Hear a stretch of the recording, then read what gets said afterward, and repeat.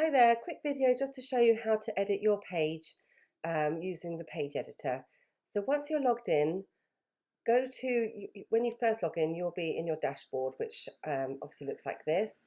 So when you're in there, just click on where it says your property name in the top left-hand corner, and that will bring you to the front end. And then you just need to find the page that you want to edit. In this instance, it'll be this page. Click on Page Editor and wait a second or two for that to load up. And you'll know that it's loaded up and able to be edited when you hover over, say, a box of text, and you'll see a blue outline. So you just click onto that box and it'll bring up the actual content. And then you just click into the text editor and make your changes. So if you're changing the prices, you just click into that little box. If you're changing the text here, you just click into that and so on. So I'm just going to cancel that because we don't want to actually make any changes to that.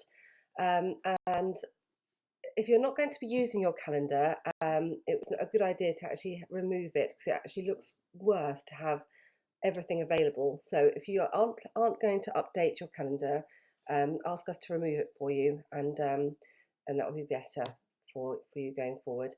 Once you've finished making your changes, click on the Done in the top right corner and then select Publish.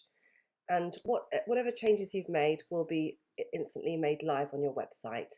And that's it, all done. Let me know if you have any